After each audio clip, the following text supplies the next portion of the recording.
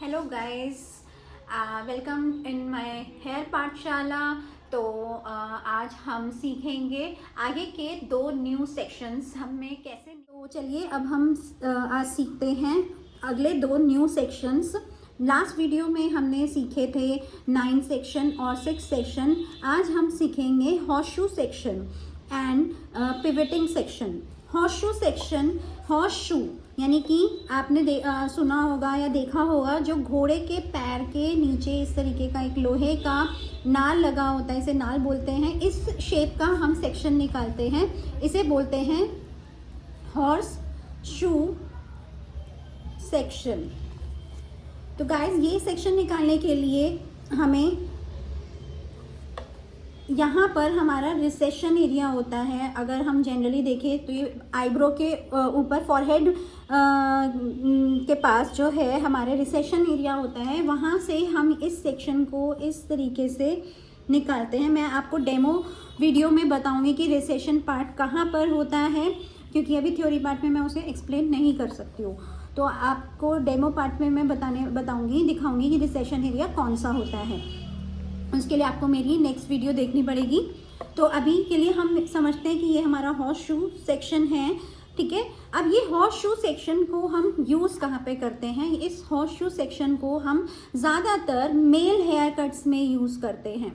Mail hair cuts, आपने देखा होगा कि जो मेल हैं उनके हेयर सेंटर के पार्ट जो हैं, आजकल अगर आप देखोगे तो ट्रेंड चल रहा है कि साइड जो है वो फेडेज रखते हैं और सेंटर के जो हेयर होते हैं इस पार्ट को वो थोड़ा सा लॉन्ग रखते हैं, इसके स्पाइक्स बना के रखते हैं, अच्छे से जेल वैक्स लगाकर सेट करके रखते हैं। तो इस पार्ट के लिए हमें हॉर्स शू सेक्शन निकालना पड़ता है। सेकेंडली हम इसको यूज़ कर सकते हैं अगर हमें सेंटर पफ बनाना है।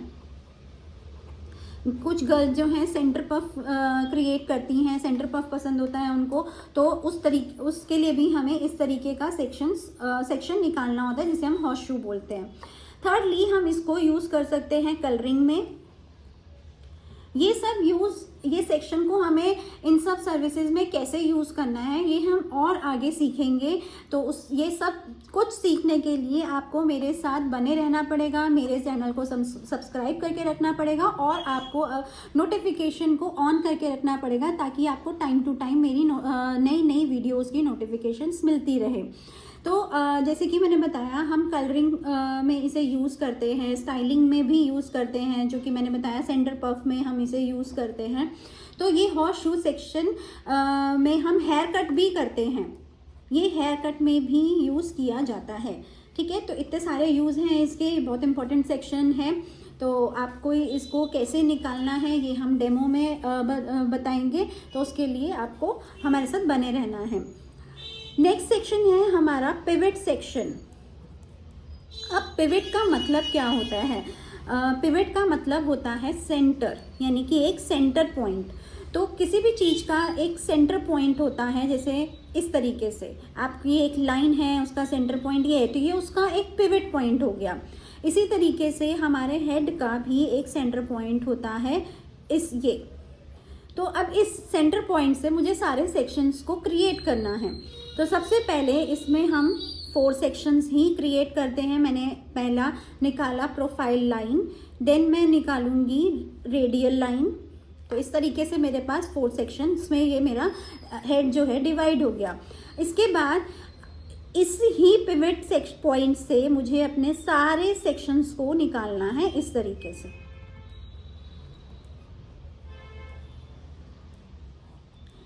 जैसे कि हम एक पिज्ज़ा कट करते हैं, तो इस सेक्शन को पाई सेक्शन भी बोला जाता है, पिवट सेक्शन भी बोला जाता है। सम टाइम कुछ लोग इसे पिज्ज़ा सेक्शनिंग भी बोलते हैं। तो क्योंकि ये एक मेरे पिवट पॉइंट, एक सेंटर पॉइंट से सारे सेक्शंस निकाले गए हैं। अब ये सेक्शंस को हम यूज़ कहाँ पे करते हैं? ये सेक्शंस को हम हेयर कटिंग में यूज़ करते हैं। जब हमें लेयर कटिंग करनी है लॉन्ग हेयर में, तब हम इस सेक्शन को यूज़ करते हैं। कुछ क्रिएटिव कलर्स में भी हम इसको यूज़ कर सकते हैं, बट बहुत ज़्यादा यूज़ नहीं है। तो मेनली इसका हेयर कटिंग में ही यूज़ किया जाता है, ठीक है। तो ये हमारा पिवट सेक्शन है। आप लोगों को होप सो आप लोगों को ये समझ में आ रहा है, और इसका जो डेमो है वो मैं आपको नेक्स्ट वीडियो में बताने वाली हूँ। तो आप मेरे साथ बने रहिए, मेरे चैनल को सब्सक्राइब कीजिए और इतनी अच्छी अच्छी डीप नॉलेज आप गेन कीजिए, अपने स्किल को एनहेंस और होप सो कि आप सब मुझे सपोर्ट करें, मेरे चैनल को सब्सक्राइब करें, लाइक करें एंड प्लीज़ शेयर करना ना भूलें, ताकि और लोग भी इस चीज़ का फ़ायदा ले सकें, मेरी वीडियो से कुछ सीख सकें। तरीके का कोई डाउट होता है तो आप मुझे कमेंट बॉक्स में कमेंट करके पूछ सकते हैं, मैं हर कमेंट का जवाब देती हूँ। और प्लीज़ ऐसा नहीं है कि किसी के भी कमेंट का मैं जवाब ना दूँ, तो आप अपने डाउट्स को मुझसे कमेंट करके भी क्लियर कर सकते हैं।